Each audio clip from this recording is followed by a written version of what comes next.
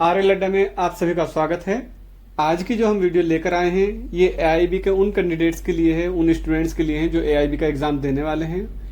आप सबको अब तक पता चल चुका होगा कि एआईबी का सिलेबस चेंज हो चुका है और जो भी नए एक्ट हुए हैं तीनों, बीएनएस, बीएनएसएस या बीएसए, वो आपके इस एग्जाम में आने वाले हैं। साथ ही साथ पुराने एक्ट भी आएंगे। तो बहुत सारे स्टूडेंट्स को कुछ इंपॉर्टेंट एमसीक्यूज चाहिए थे क्योंकि वो आसानी से अवेलेबल नहीं हो पा रहे हैं। तो हमने कोशिश की है कि इसमें कुछ क्वेश्चन बीएनएस के जो हैं, जो आपकी नई आईपीसी है, जिसको लोग नया आईपीसी कह रहे हैं, हालांकि ये टर्म सही नहीं है, बीएनएस ही सही जो शब्द है इसके लिए होगा, भारतीय न्याय संहिता।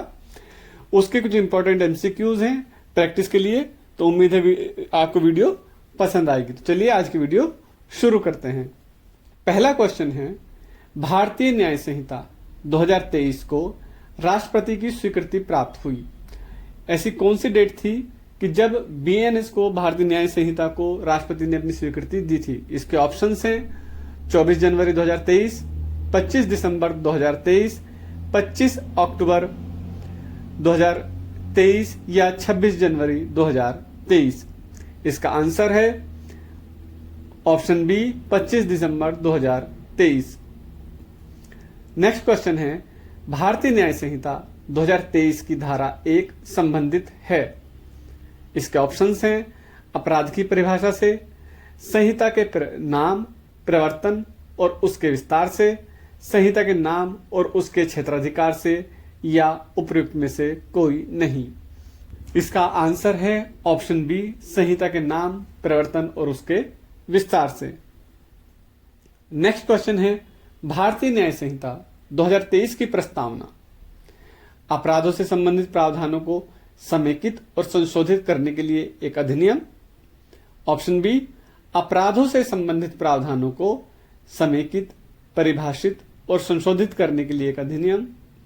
या ऑप्शन सी, अपराधों से संबंधित प्रावधानों को परिभाषित और संशोधित करने के लिए एक अधिनियम। लास्ट ऑप्शन है अपराधों से संबंधित प्रावधानों को समेकित और परिभाषित करने के लिए एक अधिनियम। इसका आंसर है ऑप्शन ए, अपराधों से संबंधित प्रावधानों को समेकित और संशोधित करने के लिए एक अधिनियम।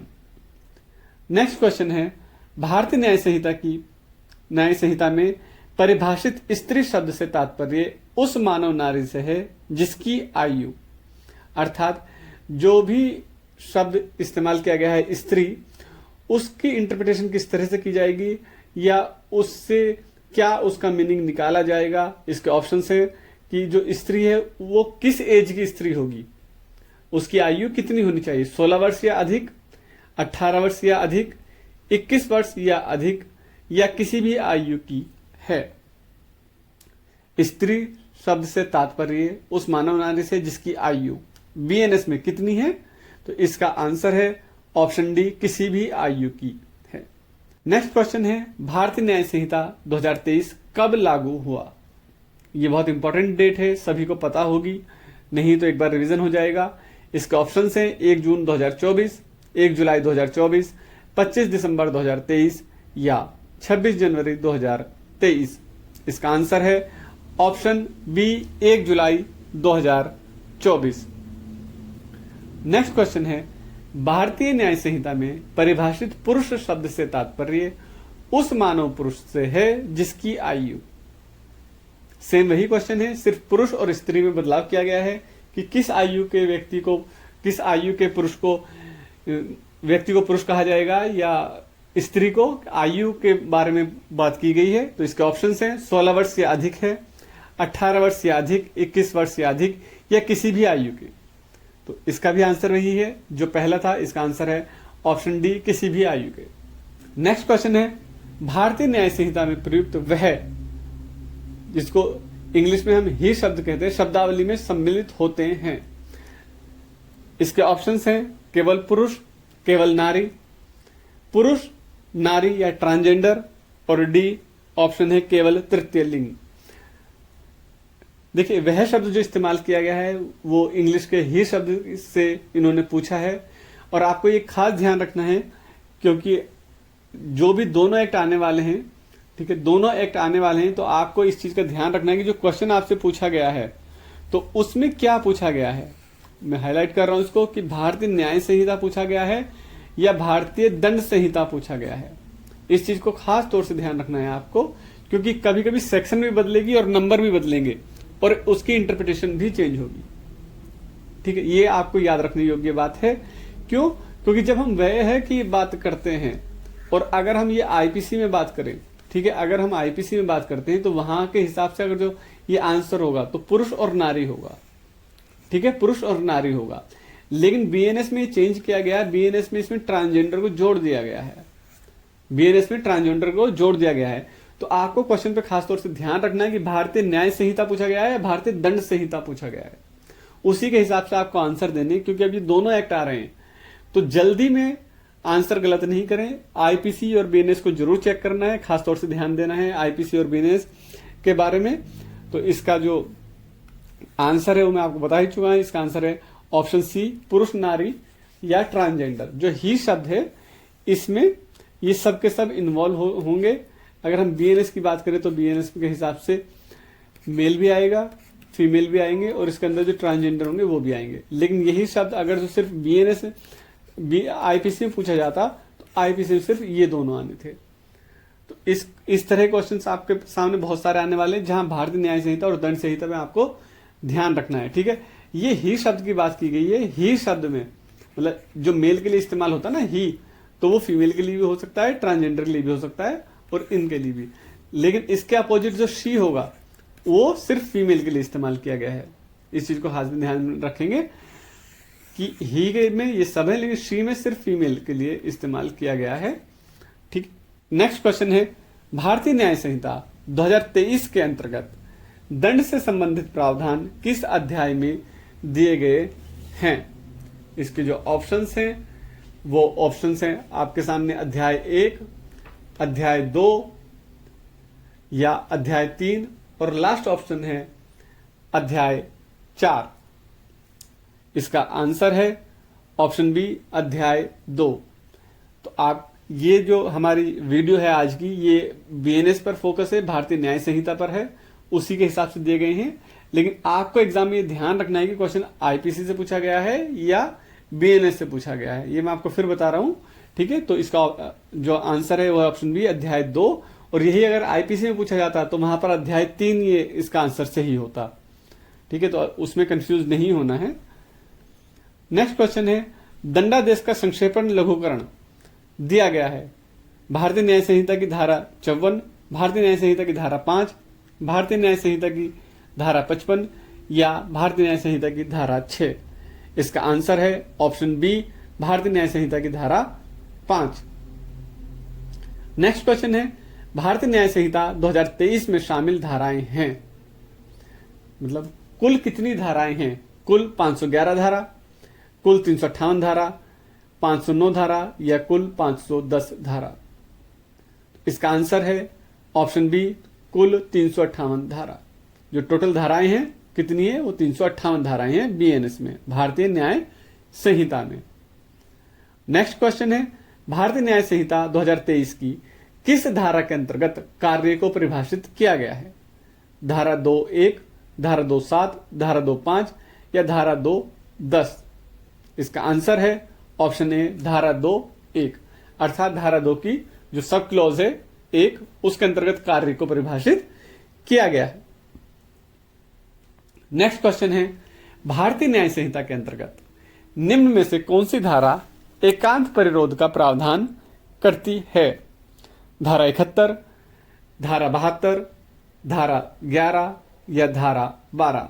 इसका आंसर है ऑप्शन सी, धारा 11।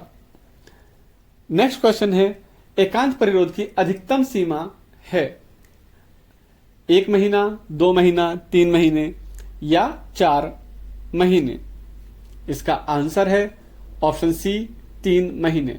अर्थात किसी को भी जो एकांत परिरोध है वो मैक्सिमम कितना दिया जा सकता है, 3 महीने। और ये वीडियो किसके संदर्भ में है, बीएनएस के। तो अर्थात बीएनएस के अंतर्गत जो मैक्सिमम एकांत परिरोध दिया जा सकता है वो 3 महीने दिया जा सकता है। नेक्स्ट क्वेश्चन है भारतीय न्याय संहिता 2023 के अंतर्गत लोक शांति के विरुद्ध अपराधों के प्रावधान किस अध्याय में दिए गए हैं। अध्याय 9, अध्याय 10, अध्याय 11 या अध्याय 12? इसका उत्तर है ऑप्शन सी, अध्याय 11। नेक्स्ट क्वेश्चन है, भारतीय न्याय संहिता 2023 की किस धारा के अंतर्गत जीव जंतु को परिभाषित किया गया है? धारा 2.1, धारा 2.2, धारा 2.5 या धारा 2.10? इसका उत्तर है ऑप्शन बी, धारा 2.2। नेक्स्ट क्वेश्चन है, दंडादेश कारावास के कतिपय मामलों में संपूर्ण कारावास या उसका कोई भाग कठोर या सादा हो सकेगा? ये जो प्रोविजन है, जो प्रावधान है, ये कौन सी धारा के अंतर्गत है? ये क्वेश्चन पूछा गया है। तो इसके ऑप्शंस हैं भारतीय न्याय संहिता की धारा 7, धारा 60, धारा 8 या धारा 61। तो इसका आंसर है ऑप्शन ए, भारतीय न्याय संहिता की धारा 7। नेक्स्ट क्वेश्चन है, भारतीय न्याय संहिता 2023 के अंतर्गत संपत्ति चोरी से संबंधित अपराधों के प्रावधान किस अध्याय में दिए गए हैं? अध्याय 10, अध्याय 16, अध्याय 17 या अध्याय 19?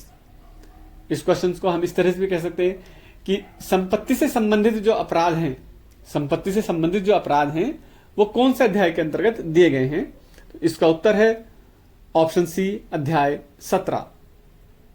नेक्स्ट क्वेश्चन है, भारत के भीतर किए गए अपराधों के लिए दंड भारतीय न्याय संहिता की किस धारा के तहत दिया जाता है? इसके ऑप्शंस हैं धारा 2, धारा 1.2, धारा 1.3 या धारा 1.4। इसका आंसर है ऑप्शन सी, धारा 1.3। देखिए, पहले इसके लिए एक अलग से धारा थी, लेकिन इसमें बीएनएस में कई सारी धाराओं को कंसोलिडेट किया गया है। तो एक ही धारा के अंदर, जो धारा 1 है, उसी के अंतर्गत इसको इन्होंने कंसोलिडेट कर दिया है या उसी के अंतर्गत दे दिया गया है। पहले इसके लिए एक अलग से धारा थी, लेकिन अब बीएनएस में इसको इंक्लूड कर दिया गया है एक ही धारा के अंतर्गत। तो इसका आंसर है ऑप्शन सी, धारा 1 की सब क्लोज 3। नेक्स्ट क्वेश्चन है, भारतीय न्याय संहिता 2023 की किस धारा के अंतर्गत बालक को परिभाषित किया गया है? इसके ऑप्शंस हैं धारा 2.1, धारा 2.2, धारा 2.3 या धारा 2.5। देखिए, ये एक इंपॉर्टेंट क्वेश्चन है। इंपॉर्टेंट क्वेश्चन इसलिए है कि आईपीसी में पहले बालक की कहीं पर भी डेफिनेशन नहीं दी गई थी। आईपीसी में ये था ही नहीं प्रोविजन कि बालक को डिफाइन कहीं किया गया हो।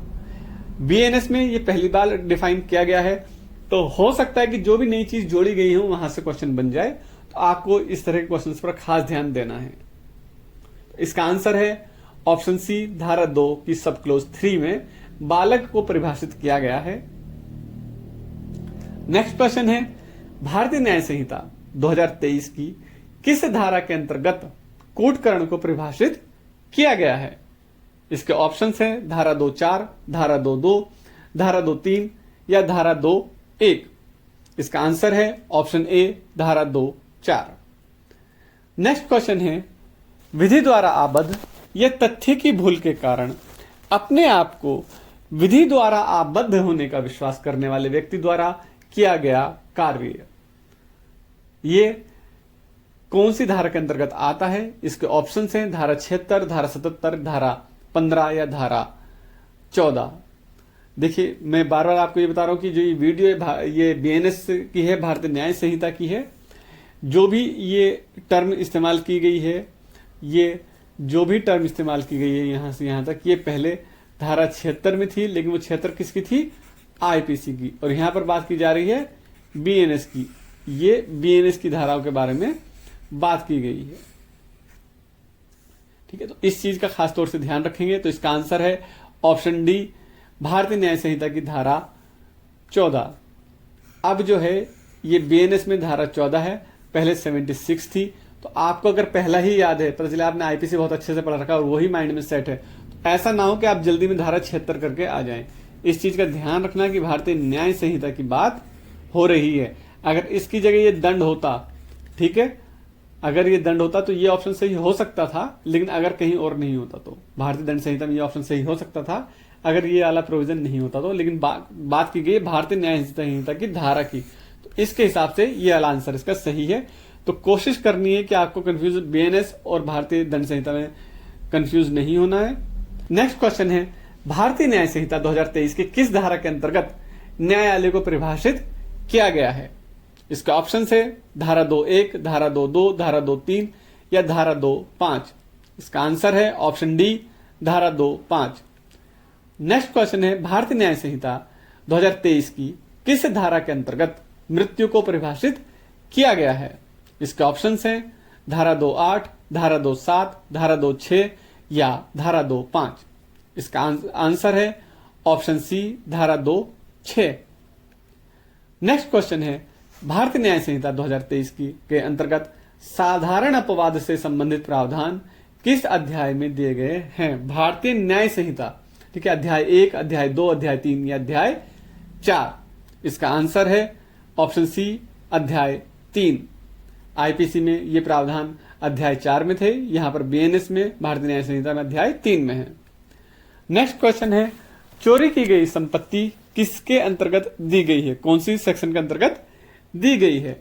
इसके ऑप्शंस हैं धारा 317, 318, 410 या 411। भारतीय न्याय संहिता की धारा 317, 318, 410 या 411। इसका आंसर है ऑप्शन ए, धारा 317।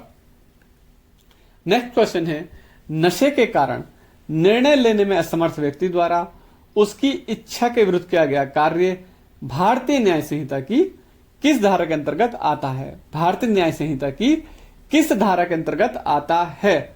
धारा 23, धारा 85, धारा 24 या धारा 86। इसका आंसर है ऑप्शन ए, धारा 23। नेक्स्ट क्वेश्चन है भारतीय न्याय संहिता 2023 के अंतर्गत कितने प्रकार के दंड का प्रावधान है? भारतीय न्याय संहिता में कितने प्रकार के दंड का प्रावधान है? इसके ऑप्शन से 4, 5, 6 या 7। इसका आंसर है ऑप्शन सी, 6। तो 6 प्रकार के दंड का प्रावधान बीएनएस में दिया गया है। और ये आईपीसी में कितने प्रकार के दंड दिए जाते थे? आईपीसी में दंड दिए जाते थे 5 प्रकार के, ठीक है। एक प्रकार के दंड को यहां पर बढ़ा दिया गया, और जिस दंड को बढ़ाया गया वो कौन सा है? याद करके रखेंगे उसको, सामुदायिक सेवा, ठीक है। सामुदायिक सेवा का जो दंड है पहले आईपीसी के अंतर्गत ये नहीं था, बीएनएस में इसको बढ़ा दिया गया है। तो 5 से 6 प्रकार के दंड हो गए हैं। ये क्वेश्चन भी आपसे पूछे जा सकते हैं। नेक्स्ट क्वेश्चन है भारतीय दंड संहिता 2023 के अंतर्गत कौन से एक नए प्रकार के दंड का प्रावधान किया गया है? देखिए ये क्वेश्चन आ गया जो मैं आपको अभी बता रहा था। क्या बताया था आपको? जुर्माना, सामुदायिक सेवा, संपत्ति का समाहरण या उपरोक्त सभी कौन से नए प्रकार के दंड का प्रावधान किया गया है? तो इसका आंसर कौन सा होगा? ऑप्शन बी, सामुदायिक सेवा, जो भी आपको बताया था। लेकिन सामुदायिक सेवा क्या होगी इसको कहीं डिफाइन नहीं किया गया है। तो सामुदायिक सेवा क्या हो सकती है, ये जो भी कोर्ट है वो डिसाइड करेगी। किस तरह की हो सकती है कि जो सेवा की जाए, समुदाय की सेवा की जाए। अब समुदाय की सेवा में कुछ भी हो सकता है। क्या हो सकता है कि भाई पेड़ लगाओ, पेड़ लगाने का हो सकता है कि समुदाय की सेवा होगी। पेड़ लगाना, पानी पिलाना लोगों को, ठीक है, पानी पिलाना लोगों को, या किसी भी तरह की मदद करना, कुछ भी हो सकता है। किसी भी तरह की मदद करना, ये सारे जो है सामुदायिक सेवा की कैटेगरी में आ सकते हैं। बाकी कोर्ट डिसाइड करेगी कि वो उनको किस तरह की सेवा दी जा सकती है। तो ये एक नए प्रकार का दंड बीएनएस में इंक्लूड किया गया है, पहले ये नहीं था। नेक्स्ट क्वेश्चन है भारतीय न्याय संहिता 2023 की किस धारा के अंतर्गत दंड का प्रावधान है? धारा 2, धारा 3, धारा 4 या धारा 5। इसका ऑप्शन है, आंसर है ऑप्शन सी, धारा 4। नेक्स्ट क्वेश्चन है भारतीय न्याय संहिता 2023 के अंतर्गत दुष्प्रेरण, आपराधिक षड्यंत्र और प्रयास से संबंधित प्रावधान किस अध्याय में दिए गए हैं? अध्याय 1, अध्याय 2, अध्याय 3 या अध्याय 4। इसका आंसर है ऑप्शन डी, अध्याय 4। नेक्स्ट क्वेश्चन है भारतीय न्याय संहिता 2023 के अंतर्गत अध्याय 6 से संबंधित है। मानव शरीर पर प्रभाव डालने वाले अपराधों से, संहिता के नाम और उसके प्रवर्तन के विस्तार से, संहिता के नाम और उसके क्षेत्राधिकार से, या उपर्युक्त में से कोई नहीं। इसका आंसर है ऑप्शन ए, मानव शरीर पर प्रभाव डालने वाले अपराधों से। अध्याय 6 की बात की जा रही है, भारतीय न्याय संहिता की बात की जा रही है। नेक्स्ट क्वेश्चन है भारतीय न्याय संहिता के अंतर्गत निम्न में से कौन सी धारा एकांत परिरोध की अवधि का प्रावधान करती है? देखिए क्वेश्चन क्या पूछा जा रहा है, अवधि का प्रावधान करती है, अवधि की बात की जा रही है। धारा 9, धारा 10, धारा 11 या धारा 12? इसका आंसर है ऑप्शन डी, धारा 12। एकांत परिरोध को परिभाषित जो करती है, प्रावधान जो करती है, वो धारा 11 करती है, लेकिन अवधि की जो बात करती है, निष्पादन की बात करती है, किस तरह से निष्पादन कराया जाएगा, कितनी अवधि होगी, इसके बारे में प्रावधान करती है, जो प्रोविजन है वो धारा 12 में है, सेक्शन 12 में है। ठीक है, नेक्स्ट क्वेश्चन से पहले मैं आपको बता दूं कि हमारे चैनल पर और भी बहुत सारी वीडियोस हैं जो एआईबी से रिलेटेड वीडियोस हैं। प्रीवियस ईयर के पेपर्स वगैरह पड़े हुए हैं, पूरे सॉल्व पेपर हैं। इसके साथ ही साथ जो भी हमारे ग्रुप से जुड़े हुए हैं उनको बहुत सारा फ्री मटेरियल मिलता है, वो वहां पर भी ग्रुप से जुड़ सकते हैं, जिससे कि उनको प्रीवियस ईयर के पेपर या बहुत सारे स्टडी मटेरियल मिल सकता है। कुछ एमसीक्यूज आपको फ्री में मिल सकते हैं, तो आप हमारे ग्रुप से भी जुड़ सकते हैं। साथ ही साथ एआईबी से रिलेटेड जितने काफी सारे प्रीवियस ईयर के पेपर की जो वीडियोस है वो आपको हमारे चैनल पर मिल सकती है। एपीओ या जुडिशरी के एग्जाम की प्रिपरेशन जो लोग कर रहे हैं, तो उनके लिए ये चैनल में बहुत सारा मटेरियल मिलता रहता है, इन्फॉर्मेशन मिलती रहती है। तो इन सारी चीजों से जुड़ने के लिए हमारे चैनल को सब्सक्राइब जरूर कर लीजिए। ठीक है, सब्सक्राइब कर लीजिए, जिससे कि आपको आगे लाभ मिलता रहे। नेक्स्ट क्वेश्चन है, भारतीय न्याय संहिता 2023 के अंतर्गत अध्याय 7 से संबंधित है। मानव शरीर पर प्रभाव डालने वाले अपराधों से, संहिता के नाम और उसके प्रवर्तन के विस्तार से, राज्यों के विरुद्ध अपराधों से, या उपयुक्त में से कोई नहीं। इसका आंसर है ऑप्शन सी, राज्यों के विरुद्ध अपराधों से। नेक्स्ट क्वेश्चन है, भारतीय न्याय संहिता 2023 के अंतर्गत निर्वाचन संबंधी अपराध के प्रावधान किस अध्याय में दिए गए हैं? इसके ऑप्शंस हैं अध्याय 5, अध्याय 8, अध्याय 9 या अध्याय 12। इसका आंसर है ऑप्शन सी, अध्याय 9।